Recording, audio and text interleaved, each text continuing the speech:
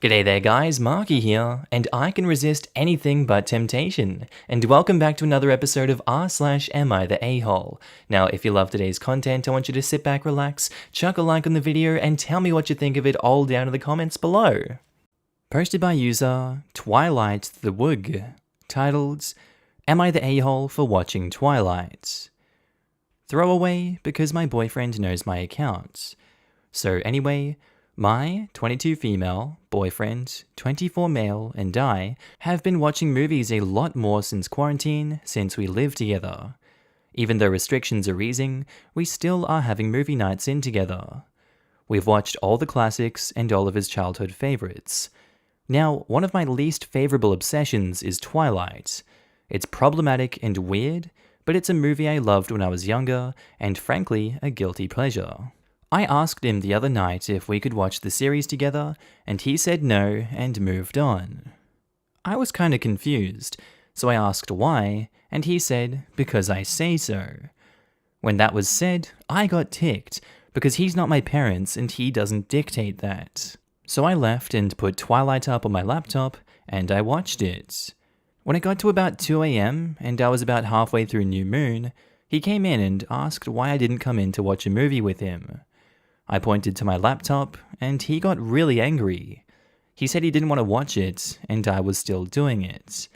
I said back that I wasn't making him watch it, and I just wanted to watch it. We can watch something tomorrow. He still was really angry, and said that he wanted us to watch stuff together, and that I was acting up to get his attention. It ended with me leaving the room to sleep on the couch. Now it's today. He won't eat with me, and will barely speak to me. I didn't think it was a big deal, but now I'm feeling guilty. Like, I really hurt his feelings without knowing. Am I the a-hole? Oh god, you really hurt my feelings because you wanted to watch Twilight instead of the movie I wanted to watch. I'm gonna go have a cry now. I don't understand why he's not being the bigger man in this situation and accepting that you didn't want to watch the movie with him. If he didn't want to watch Twilight, that's his prerogative, he doesn't have to, but he cannot throw a hissy fit when you refuse to watch it with him. I think you did the right thing by not sleeping with him in that bed that night and letting things simmer a little bit, making you guys calm down and be level-headed in the morning. It seems like he's causing a fight over nothing. Maybe there's a bunch of details that are left out that we don't know about in your relationship, who knows? It's hard to see how this really hurts his feelings. If he doesn't want to watch Twilight with you, more power to him, but he shouldn't be guilting you because of that. Not the a-hole. But your boyfriend is. Because I said so, this is a very controlling statement. Getting ticked at you for disobeying him, and the silent treatment, which is very toxic behavior. Toxic behavior and childish behavior. Adults use their words.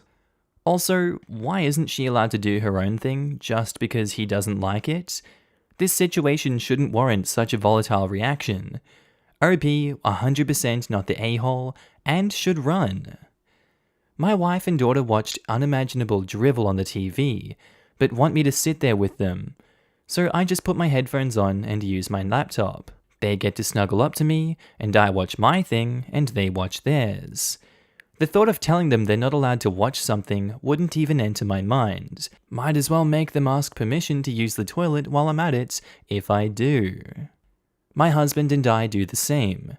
I'm obsessed with RuPaul's Drag Race, which isn't actually half bad, it's actually quite entertaining. And he likes to watch chess strategy videos. We are clearly two very different people, so we share a bottle or two of wine and sit together. It's not difficult. Not the a-hole. Your boyfriend speaks to you like a parent. This is controlling behavior. 13 out of 10 would dump. I wouldn't even speak to my child this way. Ban them from watching an age-appropriate movie just because I don't feel like it? And accuse them of wanting to disrespect me? Ugh, it's bad any way you slice it. Update: Am I the a-hole for watching Twilight? People seemed really worried when I looked over this thread, and I wanted to update to let you all know what has happened. So, initially, whilst we made up for a while, all of these comments kept on worrying me. I followed through with my word and contacted my therapist in a way I would not be overheard. My therapist told me I should leave, and I initially didn't. I was really scared of it all. Then it just clicked. I left the flat we share, and I've quit my job and got a new one so he doesn't know. I've also deleted him off of all my socials, and I'm currently living with a friend. I know it sounds weird saying this to a bunch of strangers, but you really did help me. I am so scared of what would have happened if I wasn't such a fan of a nostalgia series, and thank you so much for that. Also, I have watched Twilight a lot more than I would like to admit. It's still the best series ever. I'm so happy with this ending. While I can acknowledge the problems with Twilight, it'll also be one of my guilty pleasures. I hope you get a chance to take a peek at Midnight Sun. Slowly working my way through it, and you can see a change in her writing. Is it the best? No. But as it's enjoyable for the reader reading it, why not read it? So happy that it turned out well, and that you left. And you're safe and away from a toxic and emotionally manipulative situation. Good luck with everything moving forward. I take it to mean that you found a bunch of other red flags that you had rationalized. As the movie thing, while concerning, wouldn't have automatically meant you should drop him like a hot potato. But I take it you found other, much more questionable behavior by him that necessitated leaving. Good for you. Sometimes it's the little things that warn us about the big things. Yeah, it definitely did. I probably should have made that clearer. What helped you realize the most, if you're comfortable sharing? I would rather not say, but there was a lot that I didn't realize. My mother was killed by her boyfriend in a relationship that was always filled with arguing, but was never violent, until it killed her. I donate a lot of money to domestic violence shelters, and seeing stories of women who made it out of a bad relationship always means a lot to me. I am so happy for you, and I'm glad you're safe. To an extent that always feels strange to feel for a total stranger, but it really hits me hard. What you did for yourself is rarely easy, and never truly without risk. It may be a difficult time, but I hope you can take some time to acknowledge and celebrate your strength. You could put any vampire to shame with it. I've never seen the movies or read these books, but I assume they are super strong, like most vampires. Posted by user Irishly Rocked, titled, Am I the a-hole for telling my fiancé that if her cousin gets married on our wedding day, that they won't be welcome at our wedding? My fiancé, Nicole, and I had chosen our wedding date, booked the venue, and notified the immediate members of the family of the date and the pending save-the-date mailings. Nicole's cousin, Amber, found out that we had announced the date and called Nicole upset that we had booked a wedding on her wedding date. We were confused, because Amber and her boyfriend weren't even engaged, but she and her boyfriend claimed that they knew that that was the date that they were getting married. They were going to do a courthouse wedding with their families, then wanted to come to our wedding. I told everyone I wasn't comfortable with that because Amber's side of the family are completely self-centered, and I didn't want them trying to take over our wedding and reception.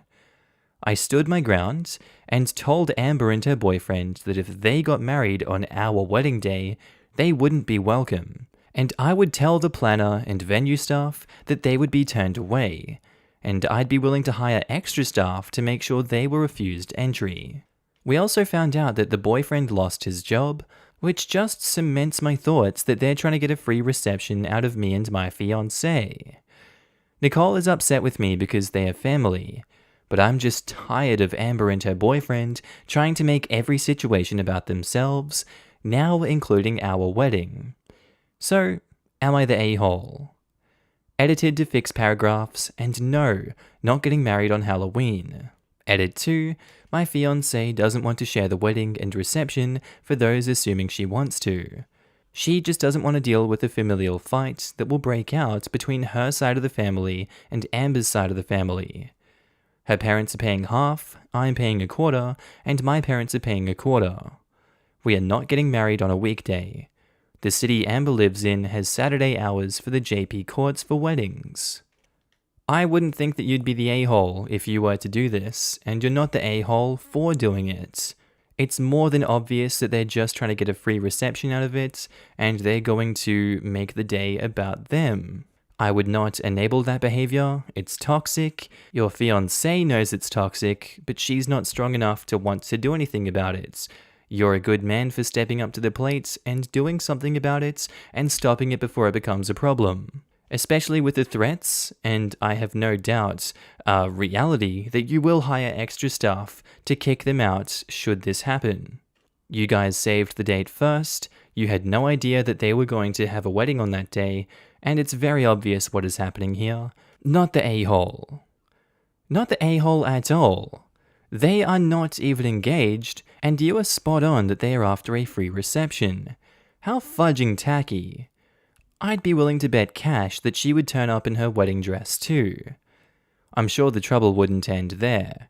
Imagine what would happen during the special dances and the cake cutting ceremony. All of these would be hijacked too. This, literally. OP and fiancé would be expected by family to share the first dance/dances, hold the cake knife together, 4 is not a crowd, duh, and let there be a toast for both the couples. People will be confused who they're celebrating, and OP and partner's special day will be ruined. And Amber and boyfriend will play the sympathy card. Oh my god, you're so lucky you could afford to have a wedding. If only we could too. And the rest of the family will be like, share everything with them for free. Not the a-hole, sit down and have a conversation with your fiancé. If it is not weird, even show her these Reddit comments. She might change her mind. I mean, I'm petty, but I would ask my fiancé to text the cousin that, given that she has the court date set, and changing it would be a hassle. We spoke with our venue and vendors and pushed the wedding and reception back to the following week. That way, cousin and her fiancé could have their own special day and we could be there. I'm pretty sure the cousin's reaction will reveal her motives. Do the week before, so they can't try to steal the reception as a late celebration. This is also my level of petty, by the way.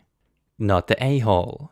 The cousin is a major a-hole for choosing to book a wedding knowing that her cousin was getting married that day. Whoever books first is right in this situation. You booked first, and she's horrible for choosing the same day. She had 364 other days to choose from. Don't feel bad, you are 100% right. Spoiler alert, they didn't book it. They just want a free reception and made the whole story up when they got to save the date. Yeah, it seems pretty interesting to me that she goes from, oh no, it's the same date, you can't do that, to, well, we'll just come to the reception and bring our guests afterwards. In the space of one conversation. The fake outrage is a ploy. Update. Am I the a-hole for telling my fiancé that if her cousin gets married on our wedding day, that they won't be welcome at our wedding? Well, everyone, a lot has happened in the last few weeks. Nicole's cousin and fiancé have announced their wedding date 2 weeks after ours. It came down to a comment I made in front of Nicole's twin sister, Brittany. Amber had announced their engagement and said that they were getting married in October, but no specific date. The three of us were chatting about things when Brittany brought up the announcement and mentioned how it seemed that they were trying to steal the spotlight again, and I muttered about them even stealing the wedding day. Nicole said she'd talked to Brittany about it, and she had, but didn't tell her they were doing it on the same day. Brittany lost her mind about it. She three-way called Amber and Amber's mum and read them the riot act. It was both glorious and extremely uncomfortable to listen to. There's a lot of stuff between those parts of the families. Brittany told them they had a week to figure out when in October they were getting married other than our wedding day, or she would tell everyone in the family what they were trying to do. Amber's mum tried to downplay it all, but Brittany wasn't having any of it. Even though she's about 5 minutes older than Nicole, she was acting like she was a much older protective sister. It was a long phone call, but in the end, they figured the jig was up. A few days later, they announced the date, but since Amber's fiancé lost his job and their families can't afford a traditional wedding, they're only inviting a small portion of their original guest list, and having a Zoom wedding. Luckily, we don't get back from our honeymoon until the day after the wedding. Shucks. Wow, Brittany rocks. Nice one, sister-in-law. I'm also glad to read that you have the brothers on standby to deal with Amber, because I'm willing to bet good money that she will try shenanigans at your wedding. She sounds tacky enough to try to purloin your photographer. My brother and best friends are also aware of the situation. I feel like we've got enough people in the know to prevent the shenanigans. Also, even if she does try to snag the photographer or the assistant, only we have access to the photos, and I'll only be willing to release any special photos they take for, about 60% of the cost of the photographer. When I married, my sister asked my permission to get a family photo with her 2 boys, both under 10, since it was a rare instance to have everyone dressed up. Of course I said yes. Point is, she asked nicely, like polite, courteous people do. Those are entirely reasonable requests though. You still need to hire a couple of extra event staff and security, because I could see them showing up with a friend that has a nice camera and using your wedding for engagement and wedding-style photos. Or I could see them showing up and getting absolutely slammered and being real crapheads about the whole thing. I'm gonna let the brothers handle that. Nicole and Brittany have 3 older brothers, none of whom will take any crap, and it's my understanding that Brittany has informed them about their cousin's frickery. This next one doesn't have an update, but I'm gonna read it anyway. Posted by user Straya, titled, "Am I the a-hole for forcefully removing my drunk female friend from a party? I went with a friend, we'll call her Sandra, and my girlfriend to one of my roommate's friends' parties at their house. I didn't know any of his friends because they were studying music and I'm in engineering. So, unfamiliar people. After having a good time, it's starting to get late and my girlfriend and roommate want to leave. During the party, I've noticed Sandra getting gradually more and more drunk to the point that she rarely ever gets to, and she's got a reputation of being a bit of an alcoholic. There was a guy who'd been kicked out of uni, I think covering for drugs, who had been hovering over her since we got to the party. We all had pre-drinks, so she was pretty drunk before we got there, mind you. The thing is though, this guy was sober as can be, and I just didn't like the situation. He had been flirting with her all night, and so when the time came, she didn't want to leave, but go with him. My girl was constantly trying to convince her to go, but she was having none of it. I said that if she wants to, she could exchange numbers and follow it up at a later date. There is a little bit of a backstory of Sandra regretting hookups when drunk, but I'll respect her privacy on that. Sandra had to get up for work in less than 5 hours, absolutely hammered. When I said this, the guy she was with said, "Oh, it's not even that bad." The party host had come over and had a conversation with me, basically telling us to stop nannying her and that she can make her own decisions, and that she's safe there, but I thought otherwise. I'm not even going to go into the other sleazy-ass dude who asked us when told we're leaving, "Sandra's staying though, right?" Anyways, when push came to shove, with her absolutely refusing to go, I just picked her up and carried her out. Meanwhile, she was trying to get away and holding on to things.